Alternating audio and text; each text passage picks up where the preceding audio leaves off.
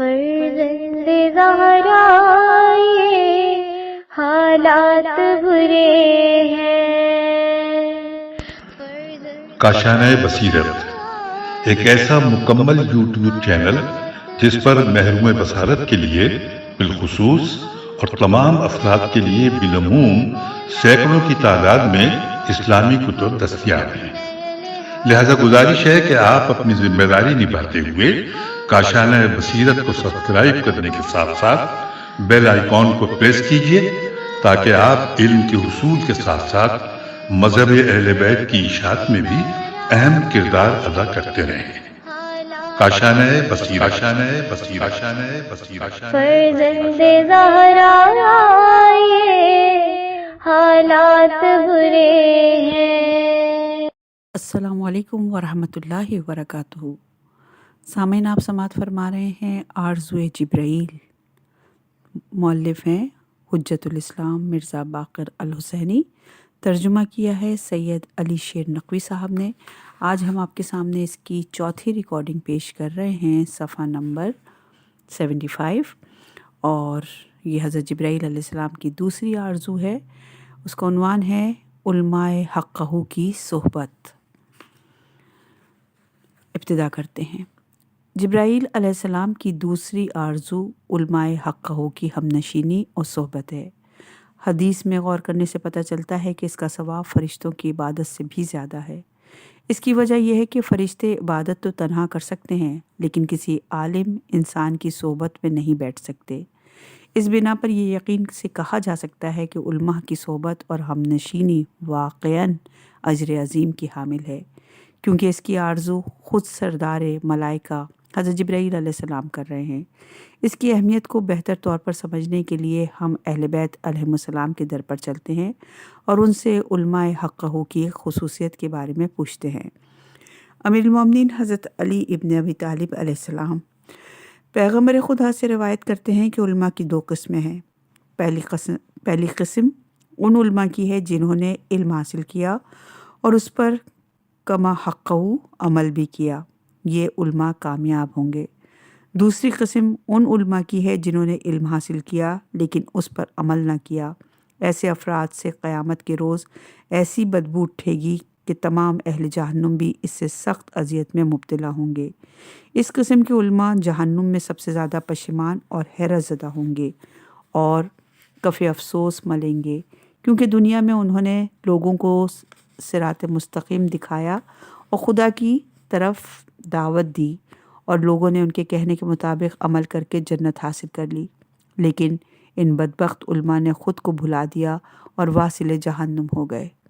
بے شک علم بغیر عمل کے نہ صرف کوئی فائدہ پہنچا سکتا ہے بلکہ نقصان دہ ہوتا ہے، کیونکہ لوگ اس اعتقاد سے کہ عالم جو کچھ کہتا ہے سچ ہے قبول کرتے ہیں، لیکن جب دیکھتے ہیں کہ خود عالم اس پر عمل نہیں کرتا تو وہ یہ گمان کرتے ہیں کہ جو کچھ وہ کہہ رہا ہے وہ حقیقت پر مبنی نہیں ہے۔ لوگوں کا استدلال یہ ہوتا ہے کہ جو کچھ عالم کہہ رہا ہے اگر سچ ہوتا تو وہ خود اس پر عمل کیوں نہ کرتا۔ اس طرح لوگوں کا اعتماد اس کی سچی باتوں سے بھی اٹھ جاتا ہے۔ علماء کی اس طرز عمل سے اسلام اور مسلمانوں کو شدید دھچکا لگتا ہے۔ امیر المومنین علیہ السلام فرماتے ہیں، عالم کی غلطی ایسے ہی ہے جیسے سالم کشتی عین دریا میں ڈوب جائے، جس سے کشتی بھی غرق ہو جاتی ہے اور اس کے سوار بھی غرق ہو جاتے ہیں۔ اس بنا پر ایک عالم لوگوں کے لیے کشتی کی طرح نجات دہندہ سمجھا جاتا ہے، کیونکہ اکثر لوگ جہالت اور نادانی اور غفلت کے سمندر میں ڈوبے ہوتے ہیں۔ ایسے میں عالم ان کو حالت یقینی سے نجات دلاتا ہے۔ علماء بعمل پیغمبران خدا کے قابل اعتماد افراد ہوتے ہیں۔ اسی ضمن میں پیغمبر اکرم صلی اللہ علیہ وآلہ وسلم نے ارشاد فرمایا، عالم اس وقت تک اللہ کے رسولوں کے باعتماد ہوتے ہیں جب تک وہ خود مادی دنیا میں نہ ڈوب جائیں۔ آپ صلی اللہ علیہ وآلہ وسلم سے سوال کیا گیا، یا رسول اللہ، مادی دنیا میں ڈوب جانے سے کیا مراد ہے؟ آپ نے فرمایا، مادی دنیا میں ڈوب جانے سے مراد بادشاہوں اور سلطانوں کی پیروی کرنا ہے۔ اگر ایسا ہو اور آپ کسی عالم کو اس طرح دیکھیں تو اپنے دین کی حفاظت کے لیے اس کی پیروی سے اجتناب کریں۔ حضرت صلی اللہ علیہ وآلہ وسلم سے سوال کیا گیا کہ ان کی مادی دنیا میں ڈوبنے سے کیا مراد ہے۔ پیغمبر خدا نے جواب دیا، اس سے مراد ان کا سلطانوں بادشاہوں کی پیروی کرنا، کیونکہ اگر ایسا ہوا اور لوگ ان چیز کو جان لیں تو اپنے دین کو بچانے کے لیے ان سے بچنا ضروری ہے۔ اس حدیث سے مبارکہ سے چند نکات واضح ہوتے ہیں جو یہ ہیں۔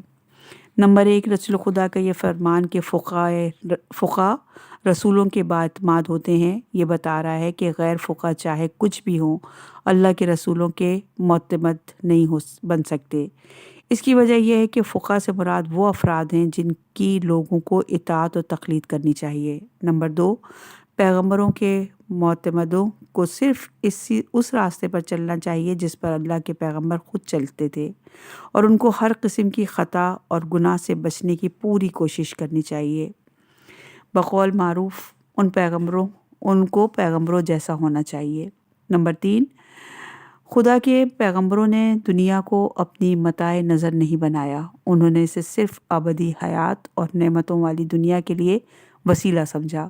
لہٰذا اسی طرح فقہ جو اللہ کے رسولوں کے معتمد ہوتے ہیں، انہیں بھی یہاں زاہدانہ زندگی گزارنی چاہیے اور اس دنیا میں اپنا دل نہیں لگانا چاہیے۔ تمام پیغمبران خدا کی یہ ذمہ داری تھی کہ وہ وقت کے جلاد سلطانوں، بادشاہوں اور فرعونوں کو تبلیغ کریں اور نصیحت کریں۔ اگر وہ نہ مانیں تو یہ مخالفت کریں۔ فقہ کو بھی اسی روش پر چلنا چاہیے۔ نمبر 5، سلطانوں اور بادشاہوں کے تابع ہو جانا دنیا پرستی کے برابر ہے، اور جو کوئی دنیا پرست ہو جائے اس کو یہ زیب نہیں دیتا کہ وہ اپنے آپ کو فقیہ کہلوائے اور پیغمبروں کا جانشین بنے۔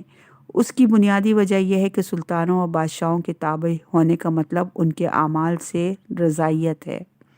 نمبر 6، پس جو علماء سلطانوں اور بادشاہوں کی پیروی کی وجہ سے دنیا پرست بن جائیں، ان کی اتباع اور تقلید نہیں کرنی چاہیے۔ اگر کوئی بھولے سے ان کی تقلید کر بیٹھا ہو تو فوراً ان سے دوری اختیار کرنا چاہیے، کیونکہ ایسے علماء کی تقلید بھی باطل ہے۔ لہٰذا کسی دوسرے صالح فقیہ کی تقلید کرنی چاہیے، بے شک بغیر تقلید کے اعمال باطل ہیں۔ نمبر 7، حدیث میں لفظ سلطان استعمال کیا گیا ہے نہ کہ بادشاہ۔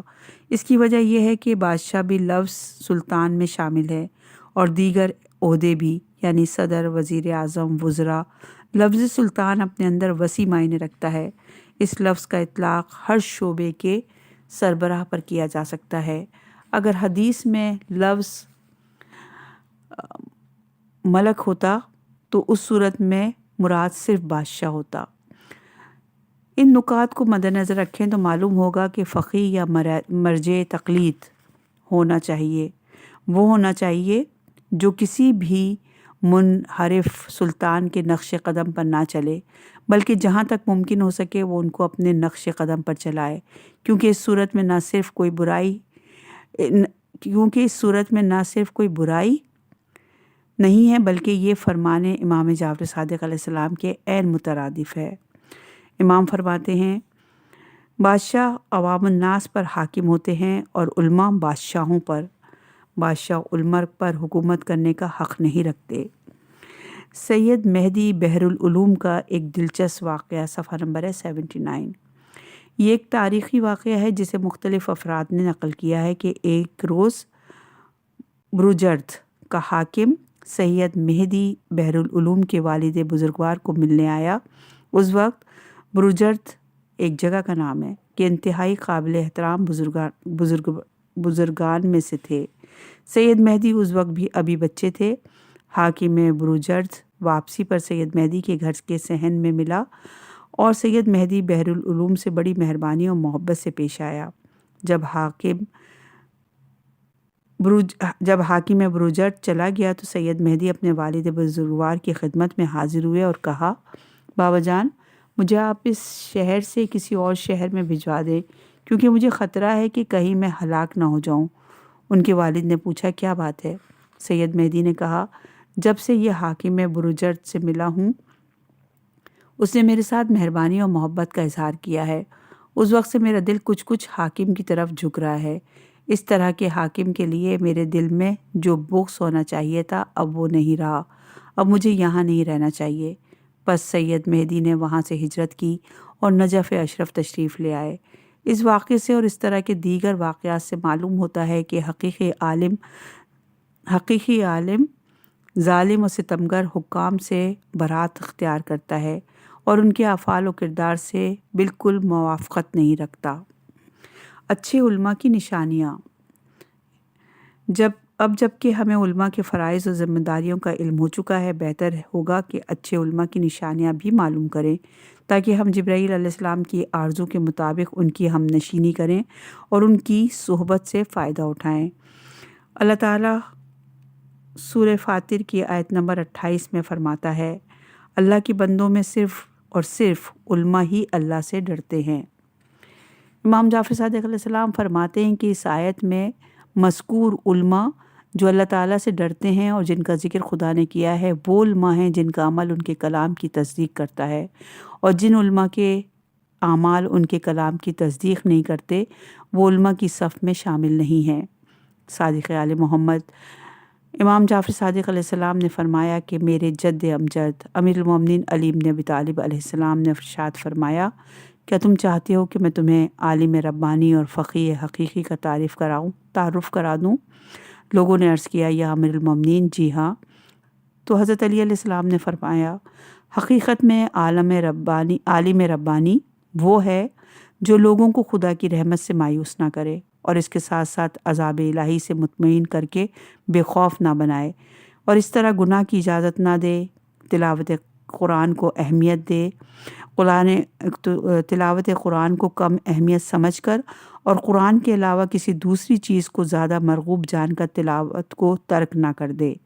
مولا امیر المومنین علیہ السلام فرماتے ہیں، آگاہ ہو جاؤ کہ اس علم کا کوئی فائدہ نہیں جس میں تعلیم اور تفہیم نہ ہو، یعنی وہ علم جو دوسروں تک نہ پہنچایا جا سکے اور اس سے دوسروں کو سمجھایا نہ جا سکے، اور اس تلاوت قرآن کا کوئی فائدہ نہیں جس میں غور و فکر نہ ہو۔ اسی طرح اس عبادت کا کوئی فائدہ نہیں جس میں علم اور فہم نہ ہو۔ امام جعفر صادق علیہ السلام سے روایت ہے کہ آپ علیہ السلام نے فرمایا کہ حقیقی عالم وہ ہے جو غذا اور لباس کا بندہ نہ ہو جائے سوائے حلال کے۔ دین کے سچے عالم کی جو نشانیاں بیان کی گئی ہیں ان کی روشنی میں کہا جا سکتا ہے کہ حقیقی عالم وہی ہے جو خود کو لباس پہننے اور غذا کھانے میں مقید نہ کرے، یعنی ان ضروریات میں تنقید اور بحث نہ کرے۔ کتاب مصباح الشرع میں امام جعفر صادق علیہ السلام سے روایت کی گئی ہے کہ آپ نے فرمایا، علم کی میراث خوف خدا ہے، خود علم معرفت کی دلیل ہے اور قلب ایمان ہے، یعنی علم اجزائے ایمان کا اعلیٰ ترین اور قیمتی حصہ ہے، اسی لیے اگر عالم نہ ہو تو ایمان کامل نہیں ہو سکتا۔ پس جو عالم خوف خدا نہیں رکھتا اور حقیقی عالم نہیں، وہ حقیقی عالم نہیں، اگرچہ اس نے علم کی تحصیل میں اپنے بال ہی سفید کیوں نہ کر لیے ہوں، اور اس کی دلیل یہی ہے جو فرمان خدا ہے۔ اللہ کے بندوں میں صرف اور صرف علماء ہی اللہ سے ڈرتے ہیں۔ ہر چیز کے لیے آفت و مصیبت ہے، اور علم کے لیے آفت و مصیبت 8 چیزیں ہیں۔ نمبر 1 طمع، نمبر 2 بخل، نمبر 3 ریاکاری، نمبر 4 غضب، نمبر 5 اپنی تعریف سن کر خوش ہونا، نمبر 6 اپنے کلام کو بڑے بڑے الفاظ استعمال کر کے طولانی کرنا یعنی لفاظی کرنا، نمبر 7 فخر و مباحات کرنے میں خدا سے شرم نہ کرنا، نمبر 8 اپنے علم پر عمل نہ کرنا۔ نتیجہ بحث صفحہ نمبر 83۔ ذکر شدہ روایات اور احادیث سے ہم اس نتیجے پر پہنچتے ہیں کہ اچھا عالم وہی ہے جو خدا سے ڈرے، اپنے علم پر عمل کرے تاکہ اس کی گفتار و کردار میں فرق نہ رہے اور وہ ایک دوسرے کے ساتھ مطابقت رکھتے ہوں، اپنے وعظ و درس میں افراط و تفریط سے کام نہ لے اور حد اعتدال پر رہے۔ اس کا مطلب یہ ہے کہ لوگوں کے سامنے ڈرانے اور عذاب والی آیات اور روایات کو اتنا بیان نہ کرے کہ لوگ رحمت خدا سے مایوس ہو جائیں، اور نہ ہی رحمت و بخشش والی آیات اور روایت کو اتنا بیان کرے کہ لوگ عذاب الہی سے مطمئن ہو جائیں، بلکہ لوگوں کی تربیت اس طرح کرے کہ لوگ گناہ نہ کریں۔ اس کے علاوہ خود بھی تلاوت قرآن کو ترک نہ کرے، لباس و غذا کے قید و بند میں نہ الجھے، ناپسندیدہ صفات یعنی طمع، ریاکاری، غضب، خود پسندی، اپنی تعریف سن کر خوش ہونا، گفتگو میں لفاظی، اپنے علم پر فخر و مباحات کرنے میں خدا سے شرم نہ کرے اور اس پر عمل نہ کرنے سے دور ہو۔ اگر کوئی ایسا عالم مل جائے تو سمجھ لینا چاہیے کہ وہی حقیقی عالم ہے اور وہی عالم ہے جس کی صحبت اور ہم نشینی کی آرزو جبرائیل علیہ السلام نے پیغمبر اکرم صلی اللہ علیہ وآلہ وسلم سے کی تھی۔ اگر کسی میں یہ تمام خصوصیات ہوں اور وہ مقام اجتہاد پر بھی فائز ہو تو عوام پر اس کی تقلید واجب ہے، اور اگر وہ صرف خطیب ہی ہو تو پھر اس کی خطابت بھی لوگوں کے لیے مفید اور کردار ساز ہوگی۔ اب جب کہ ہم اچھے علماء کی صفات اور نشانیوں سے واقف ہو گئے ہیں تو بہتر ہوگا کہ برے علماء کی صفات اور نشانیوں کو بھی جان لیں، اور یہ حقائق بھی پیغمبر خدا کی زبانی اور ان کے برحق جانشینوں کی پاک زبانوں ہی سے سنیں تو بہتر ہوگا۔ علماء سو کی نشانیاں پیغمبر خدا صلی اللہ علیہ وآلہ وسلم سے روایت کی گئی ہے کہ آپ صلی اللہ علیہ وآلہ وسلم نے فرمایا کہ جو شخص ایسا علم حاصل کرے جس سے رضائیت خدا مل سکتی ہو، لیکن وہ شخص رضائے الہی کو چھوڑ کر اس علم سے صرف دنیاوی غرض اور غایت حاصل کرنے تک ہی محدود رہے، وہ قیامت والے دن جنت کی خوشبو تک نہیں سونگھ سکے گا۔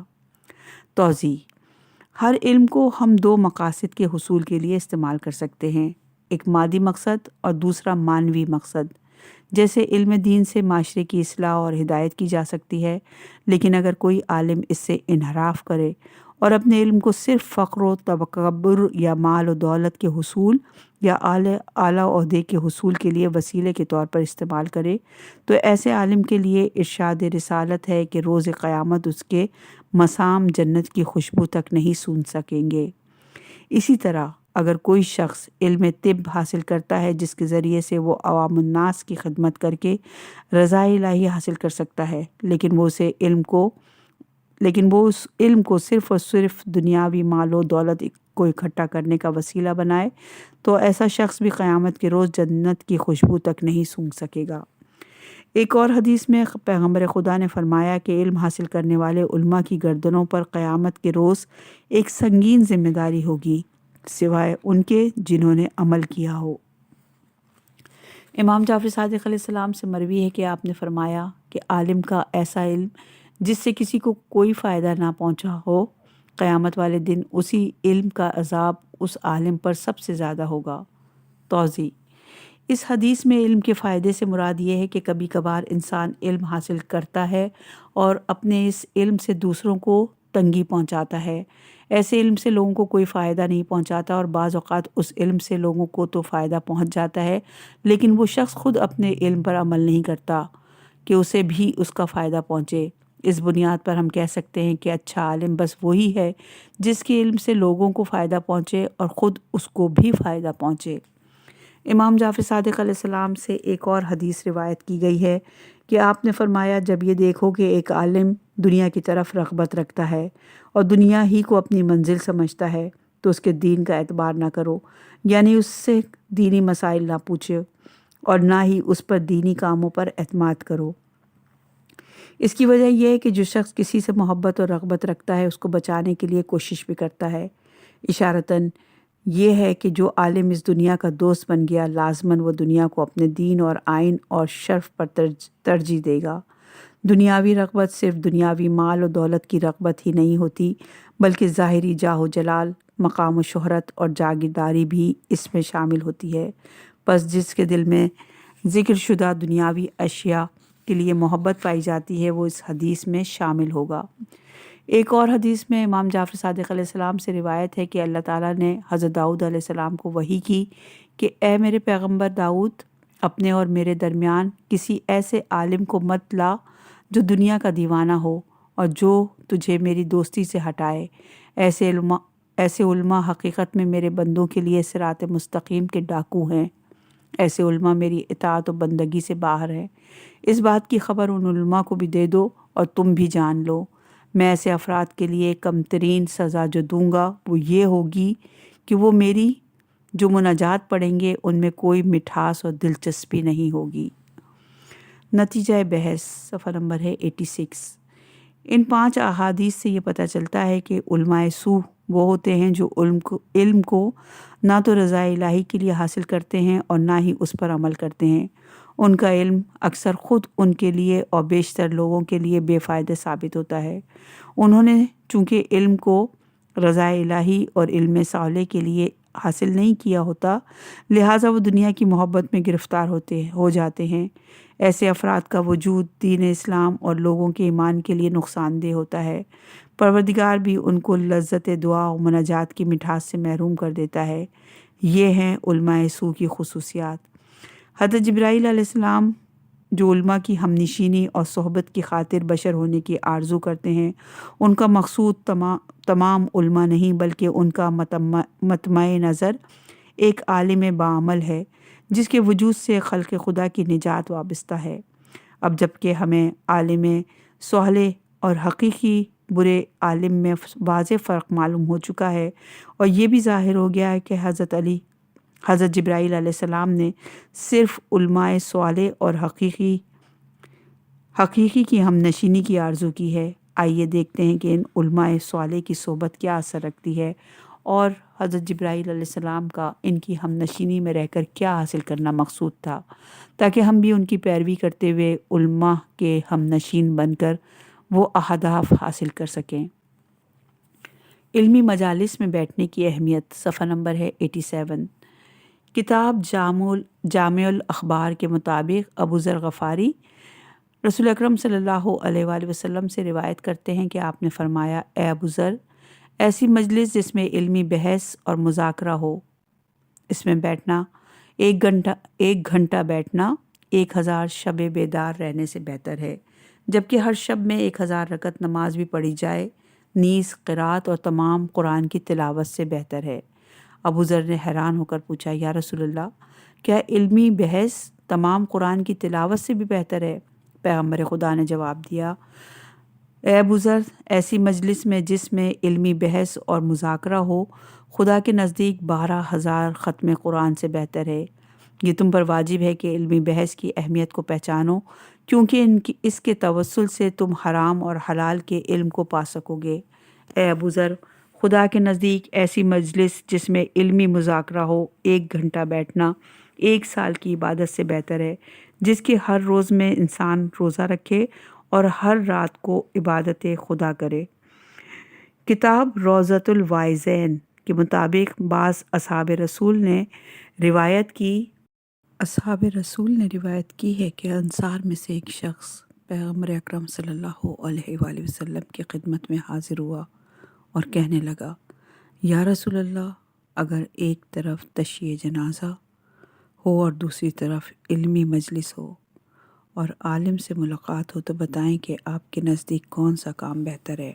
آپ نے جواب دیا، اگر اس جنازے کے لیے دوسرے افراد موجود ہوں جو تشییع جنازہ کر سکیں تو میرے نزدیک عالم کی زیارت اور علمی مجلس زیادہ محبوب اور افضل ہے، بنسبت 1000 تشییع جنازہ میں شرکت کرنے سے، 1000 مریض کی عیادت کرنے سے، 1000 شب بیدار رہنے سے اور عبادت کرنے سے، 1000 دن روزہ رکھنے سے، 1000 درہم غریبوں اور فقراء میں صدقہ کرنے سے، اور 1000 حج اور جہاد مستحب اور غیر مستحب میں شرکت کرنے سے۔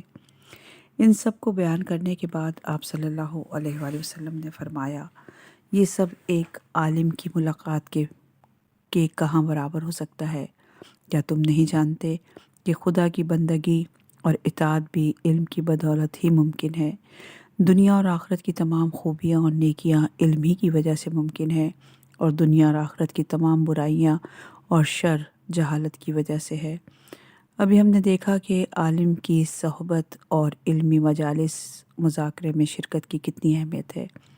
مناسب ہوگا کہ ہم تحصیل علم کی اہمیت اور اس کے واجب ہونے کے بارے میں بھی کچھ بحث کریں، لیکن اس سے پہلے موضوع کی طرف آ جائیں۔ ہم اسلامی نقطہ نظر سے واجبات کی تقسیم پر نظر دوڑاتے ہیں۔ واجب ارکان کئی اقسام ہیں۔ واجب ارکان کی کئی اقسام ہیں، ان میں سے واجب عینی اور واجب کفائی بھی ہیں۔ واجب عینی ان امور یا اعمال کے لیے کہا جاتا ہے جن کا ارادہ کرنا فرداً فرداً ہر ایک پر لازم ہے، جیسے نماز، روزہ وغیرہ، اور واجب کفائی ان امور یا اعمال کے لیے کہا جاتا ہے کہ اگر کچھ افراد ان کو بجا لائیں تو بقیہ تمام افراد پر ساقط ہو جاتا ہے، جیسے موت کے احکام یعنی غسل میت، نماز جنازہ، یہ تمام مسلمان حاضرین پر واجب ہے، لیکن جب کچھ افراد ان کو بجا لائیں تو باقی افراد پر واجب نہیں رہتا اور ان پر ساقط ہو جاتا ہے۔ مثال کے طور پہ جب ایک مسلمان فوت ہو جاتا ہے تو تمام حاضر مسلمانوں پر واجب ہے کہ اس کو غسل دیں، کفن پہنائیں، اس کی نماز جنازہ پڑھائیں، اسے دفن کر دیں، لیکن کچھ افراد اس کام کو بجا لائیں تو باقی حاضر مسلمانوں پر سے یہ واجب عمل ساقط ہو جاتا ہے۔ اسی طرح معاشرے کی ضروریات پوری کرنے کے لیے کچھ اور امور بھی ہیں جو واجب کفائی کے عنوان کے تحت آتے ہیں۔ شروع میں تو وہ سب پر واجب ہوتے ہیں تاکہ لوگوں کی ضروریات کو پورا کیا جا سکے، جیسے حکومت کے انتظامی امور، طبیب، معمار، بڑھئی، درزی، انجینئرز اور دوسرے ہنرمند۔ لیکن جب معاشرے کے کچھ افراد ان پیشوں کو اپنا لیتے ہیں تو باقی تمام افراد معاشرہ سے یہ واجب کفائی ساقط ہو جاتے ہیں۔ یاد رہے کہ واجب عینی اسی طرح ہیں جیسے اگر کچھ افراد اپنی نماز پنجگانہ ادا کر دیں تو باقی افراد پر اس کا کوئی اثر نہیں پڑتا، ہر فرد پر جدا جدا اپنی نماز ادا کرنا واجب ہوگا۔ تحصیل علم کے بارے میں جو احادیث اور روایات پیغمبر اکرم صلی اللہ علیہ وآلہ وسلم اور ان کی پاک آل کی جانب سے ہم تک پہنچی ہے، ان پر غور کرنے سے پتہ چلا ہے کہ کچھ علوم کو حاصل کرنا واجب عینی ہے اور کچھ علوم کو حاصل کرنا واجب کفائی ہے۔ اب ہم ہر ایک کو تفصیل سے دیکھیں گے کہ کون سے علوم واجب عینی ہیں اور کون سے واجب کفائی ہیں۔ پہلے ہم تحصیل علم کے بارے میں واجب کفائی والی روایت پر نظر ڈالتے ہیں۔ نمبر 1، امیر المومنین حضرت علی علیہ السلام کا فرمان ہے کہ علوم کی 4 اقسام ہیں۔ نمبر 1، علم فقہ، دین کو پہچاننے کے لیے۔ نمبر 2، علم طب، انسانی جسموں کی حفاظت کے لیے۔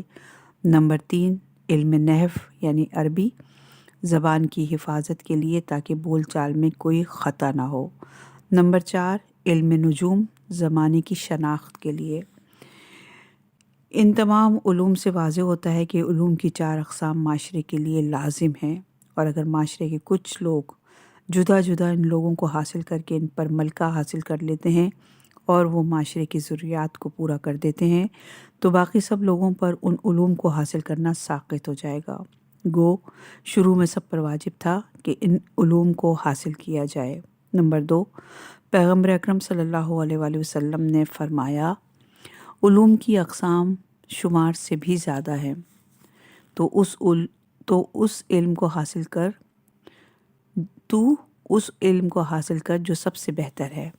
رسول خدا کے فرمان کے مطابق علوم کی اقسام بہت زیادہ ہیں، ان میں مفید بھی ہیں اور غیر مفید بھی، لیکن ان میں جو مفید ہیں انہی کو حاصل کیا جائے اور جو غیر مفید ہیں ان کو چھوڑ دیا جائے، کیونکہ فرمان کا یہ جملہ اسی بات پر دلالت کرتا ہے۔ بس معلوم ہوا کہ فائدہ پہنچانے والے علوم کی تعداد بھی بہت زیادہ ہے، ان میں واجب عینی بھی ہیں اور اکثر واجب کفائی بھی ہیں۔ یہ مثالیں تو علوم واجب کفائی کی تھیں، اب ہم وہ علوم جو واجب عینی ہیں ان کو دیکھتے ہیں۔ نمبر 1، پیغمبر اکرم صلی اللہ علیہ وآلہ وسلم کا یہ فرمان تو سب پر واضح ہے کہ علم حاصل کرنا ہر مسلمان مرد اور عورت پر واجب ہے۔ رسول خدا کے اس فرمان کی تفسیر میں امام جعفر صادق علیہ السلام فرماتے ہیں کہ جن علوم کو حاصل کرنا ہر مسلمان اور عورت پر واجب عینی ہے وہ علم تقوی اور یقین ہے۔ مرحوم علامہ مجلسی نے امام جعفر صادق علیہ السلام کی توضیح کو آسان کرتے ہوئے کہا کہ علم تقوی سے مراد امر بالمعروف اور نہی عن المنکر ہی تو ہیں، کیونکہ ان علوم کے جاننے سے انسان اپنے آپ کو عذاب خدا سے بچا سکتا ہے، اور علم یقین سے مراد وہ علم ہے جو اصول دین کی معرفت عطا کرتا ہے۔ نمبر 2، ایک حدیث میں رسول اکرم صلی اللہ علیہ وآلہ وسلم جو امام موسی کاظم علیہ السلام سے روایت کی گئی ہے اور اصول کافی میں درج ہے کہ اس کے مطابق ایک روز پیغمبر اکرم صلی اللہ علیہ وآلہ وسلم مسجد میں داخل ہوئے، آپ نے دیکھا کہ کچھ افراد ایک شخص کے گرد دائرہ بنائے بیٹھے ہیں۔ آپ صلی اللہ علیہ وآلہ وسلم نے پوچھا کیا بات ہے؟ لوگوں نے جواب دیا کہ یہ شخص سب سے عقل مند ہے، یہ گزشتہ زمانے کے عربی شعراء کے اشعار اور واقعات اور حادثات کو بہت اچھی طرح جانتا ہے۔ پیغمبر اکرم صلی اللہ علیہ وآلہ وسلم نے فرمایا کہ یہ وہ علم ہے جس کے نہ جاننے سے کوئی نقصان نہیں پہنچتا۔ آپ نے فرمایا کہ علم حقیقت میں بس تین ہیں، یعنی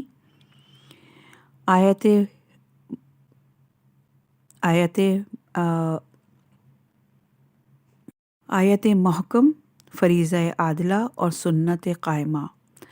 ان کے علاوہ باقی سبھی علوم اضافی ہیں۔ مرحوم دانشمند فیض کاشانی اس حدیث میں پیغمبر اکرم صلی اللہ علیہ وآلہ وسلم کا وہ جملہ کہ اس علم کے نہ جاننے سے کوئی نقصان نہیں پہنچتا کی تشریح کرتے ہوئے لکھتے ہیں کہ اس شخص کی معلومات عربی اشعار اور گزشتہ واقعات کی تفصیل جاننا حقیقی علم نہیں، بلکہ حضور اکرم صلی اللہ علیہ وآلہ وسلم کی نظر میں حقیقی علم تو وہ ہے جو مات اور قیامت کے جاننے کے بارے میں مفید ہو، اور جن کا نہ جاننا قیامت کے دن کے لیے نقصان دہ ہے۔ حقیقی علم وہ نہیں کہ جس کو عوام پسند کریں اور علم مال اور دولت اکٹھا کرنے کے لیے وسیلہ بنے۔ رسول پاک صلی اللہ علیہ وآلہ وسلم کے ارشاد کے مطابق علم کی 3 اقسام بتائی گئی ہیں۔ پہلی آیہ محکمہ اصول عقائد کی طرف اشارہ کرتی ہے، کیونکہ آیت محکمات دلالت کرتی ہیں کہ دنیا کی ابتدا اور قیامت پر، اور ان کے الفاظ آیا اور آیات بہت جگہوں پر استعمال کیے گئے ہیں۔ دوسری قسم فریضہ عادلہ کا اشارہ علم اخلاق کی طرف ہے، کیونکہ ہر نیکی لشکر عقل کا حصہ ہے اور ہر برائی لشکر جہل کا حصہ ہے۔ بس انسان پر واجب ہے کہ وہ لشکر عقل کو حاصل کرے اور لشکر جہل سے دور رہے۔ عادلہ سے مراد حد وسط ہے، یعنی افراط و تفریط کے بین۔ افراد کے معنی ہیں کسی چیز کو اس کے مقام سے زیادہ بلند کر دینا، اور تفریط کے معنی ہیں کسی چیز کو اس کے مقام میں اصلی سے بھی گھٹا دینا۔ اسلام نہ افراد کا قائل ہے اور نہ تفریط کا۔ تیسری قسم سنت قائمہ کا اشارہ احکام شریعہ کی طرف ہے، یعنی مسائل حرام اور حلال کا جاننا۔ علوم دینی کا دار و مدار بھی انہی 3 اقسام کے علوم پر ہے، اور انسانیت کی معراج بھی 3 ہی علوم پر مبنی ہے، یعنی علم اصول و عقائد انسانی عقل کے لیے ہے، علم اخلاق انسانی جان و دل کے لیے ہے، علم حلال و حرام انسانی بدن کے لیے ہے۔ امام جعفر صادق علیہ السلام فرماتے ہیں کہ لوگوں کا تمام علم 4 اقسام پر مبنی ہے۔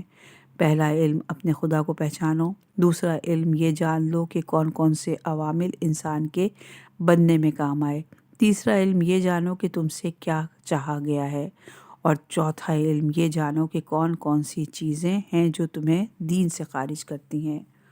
استاد کا انتخاب، اور صفحہ نمبر ہے 93۔ اس چیز کو معلوم کرنے کے بعد کہ ہمارے اوپر کون سے علوم کا حاصل کرنا واجب ہے، اب ہم دیکھتے ہیں کہ اہل بیت اطہار کی نظر میں استاد کا انتخاب کیسے کیا جائے، کیونکہ انسان کی تعلیم و تربیت گھریلو ماحول کے بعد مدرسے اور جماعت میں ہوتی ہے، جہاں معلم اور استاد انسانوں کی تربیت کے ذمہ دار ہوتے ہیں۔ لہٰذا استاد زیر تعلیم افراد کی شخصیت سازی میں اہم کردار ادا کر سکتے ہیں، اور ساتھ ساتھ ان کی تربیت بد سے خراب بھی ہو سکتے ہیں۔ اس ضمن میں ائمہ معصومین علیہ السلام کی کچھ روایات بیان کی جاتی ہیں۔ نمبر 1، پیغمبر اکرم صلی اللہ علیہ وآلہ وسلم نے فرمایا کہ ایسے علماء کے پاس بیٹھنے سے خبردار رہو جو تمہیں یقین کی منزل سے شک کی منزل کی طرف لے جائیں، مقام اخلاص سے ریاکاری کی طرف لے جائیں، تواضع سے تکبر اور خود پسندی کی طرف لے جائیں، جو نصیحت کو دشمنی قرار دیں، جو زہد و تقوی و پرہیزگاری کی راہ کی بجائے ضلالت اور گمراہی کی راہ دکھائیں اور خدا کی طرف رغبت سے منحرف کریں۔ مگر ایسے علماء کے پاس بیٹھو جو تمہیں تکبر سے تواضع کی طرف لے جائیں، ریاکاری سے اخلاص سے عمل کی طرف لے جائیں، شک سے یقین کی طرف لے جائیں، گمراہی اور دنیا پسندی سے زہد و تقوی کی طرف لے جائیں، کیونکہ ایسے افراد جو بذات خود سچے دل سے ان قبیح کاموں سے نہ ڈرتے ہوں، وہ زمانے میں کسی اور کو نصیحت کرنے کی صلاحیت ہی نہیں رکھتے۔ بس ایسے علماء کو تلاش کرو جن میں صفات بالا موجود ہوں، وہی حق اور ناحق کی تمیز کر سکتے ہیں اور لوگوں کو صحیح راستے پر چلا سکتے ہیں۔ نمبر 2، کتاب غوالی اللیالی میں پیغمبر اسلام صلی اللہ علیہ وآلہ وسلم سے روایت کی گئی ہے کہ آپ نے فرمایا کہ ایک روز حضرت عیسیٰ علیہ السلام کے حواریوں نے کہا، یا روح اللہ، ہمیں بتائیں کہ ہم کس قسم کے لوگوں کے ساتھ میل ملاپ رکھیں۔ حضرت عیسیٰ نے جواب دیا، ان لوگوں سے میل ملاپ اور رابطہ رکھو جن کے ملاقات سے خدا کی یاد آئے، یعنی جن کے چہرے نورانی ہوں، ان کی گفتار عالمانہ اور حکیمانہ سے تمہارے علم میں اضافہ ہو، اور وہ تمہارے اوپر اثر انداز ہوں، اور ان کے اعمال ایسے ہوں جن سے تمہیں آخرت کی طرف رغبت حاصل ہو۔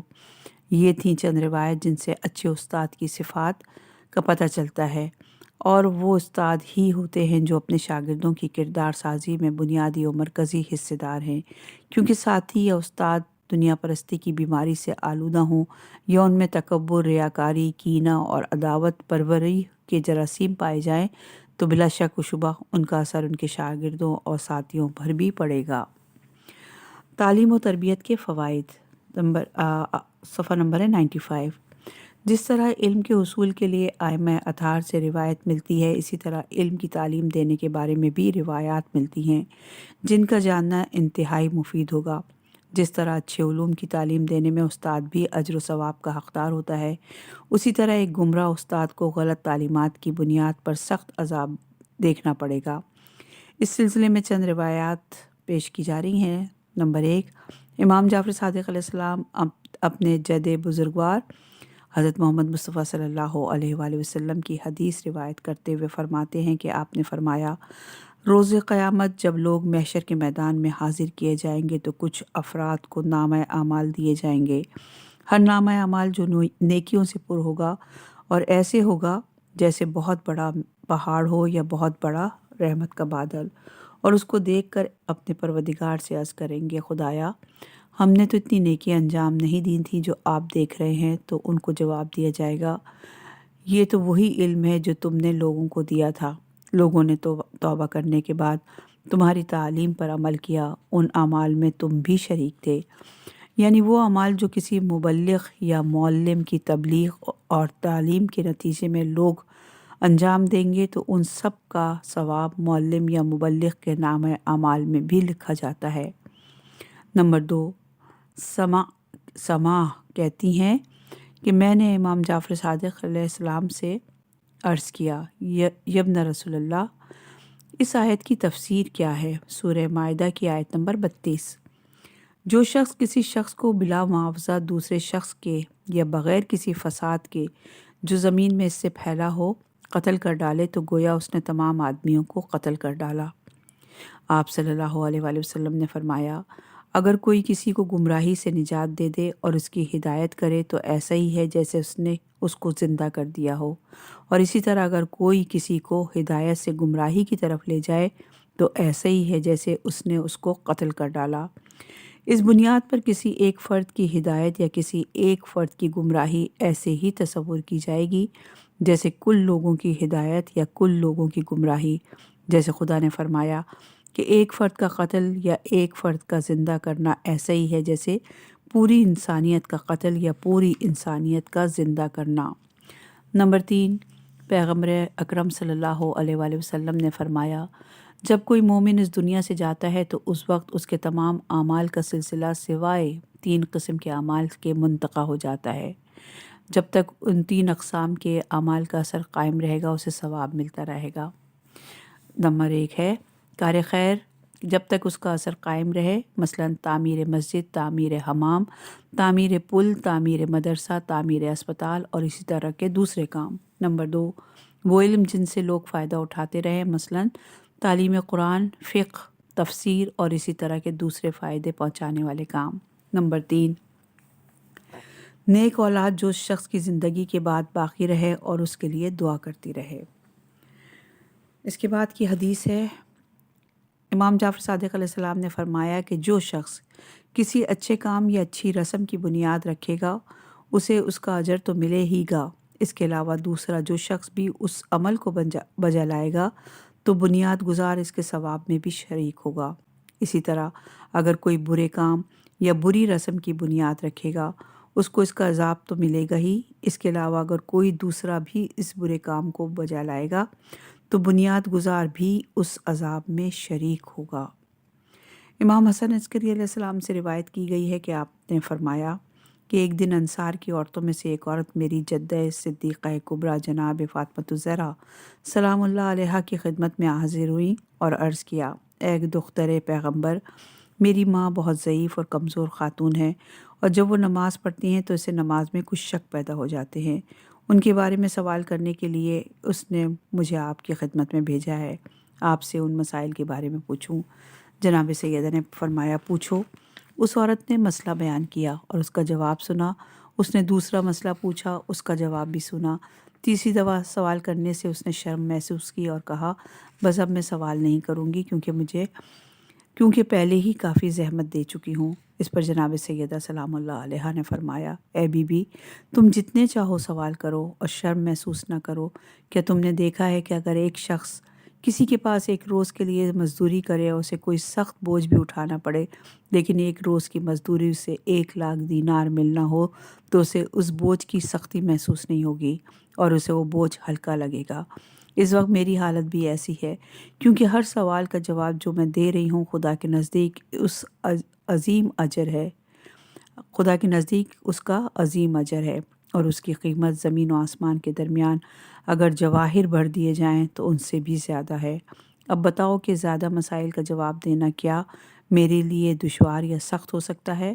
میں نے اپنے بابا رسول خدا صلی اللہ علیہ وآلہ وسلم سے سنا ہے کہ آپ نے فرمایا کہ شیعہ علماء قیامت کے روز ایسے لباس میں آئیں گے جن کی قدر و قیمت ان کے علوم سے زیادہ ہوگی، یعنی جس کا علم زیادہ ہوگا اس کی ترویج شریعت کے لیے صحیح اور کوشش زیادہ ہوگی۔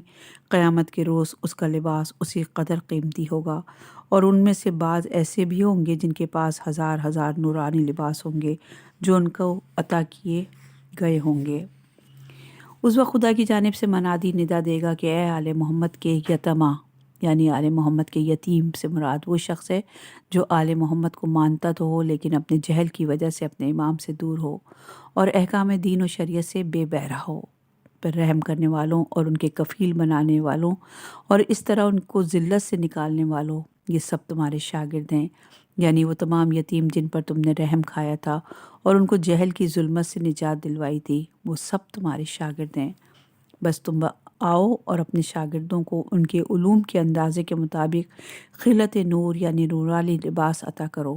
لہٰذا بحکم خدا علماء اپنے ان تمام شاگردوں کو نورانی لباس عطا کریں گے۔ اس کے بعد خدائے بزرگ و برتر کی طرف سے اپنے فرشتوں کو حکم ہوگا کہ اے میرے فرشتوں، ان علماء کو وہ نورانی لباس واپس کرو جو انہوں نے آل محمد کے یتیموں کو ادا کیے ہیں۔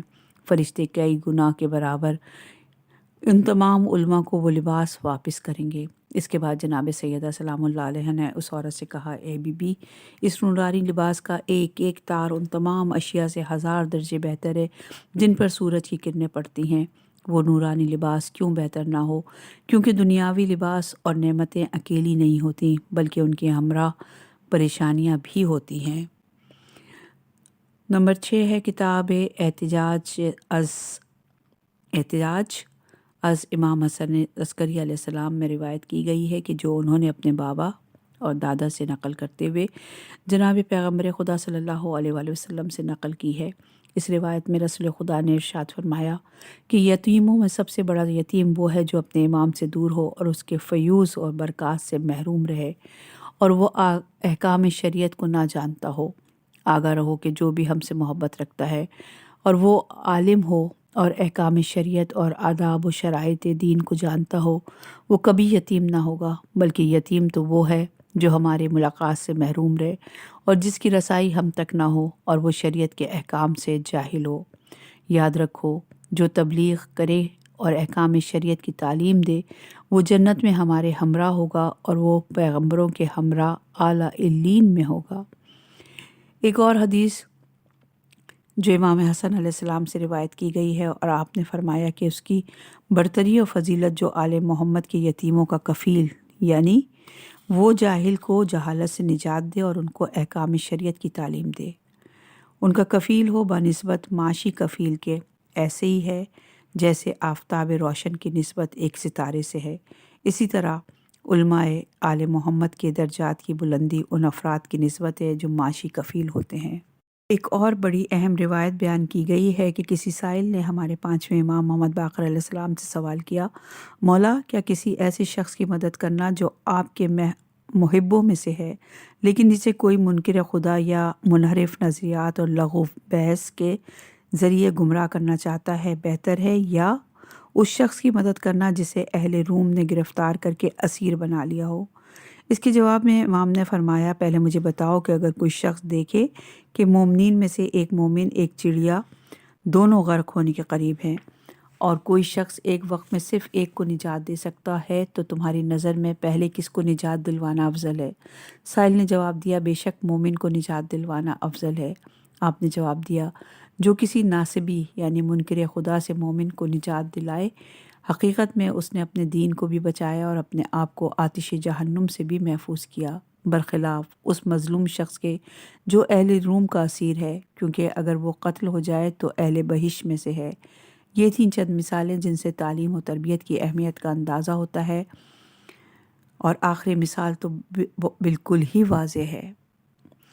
ابھی علم کی اہمیت اور اس کا بیان جاری ہے، جو کہ آرزو جبرائیل ہے دوسری۔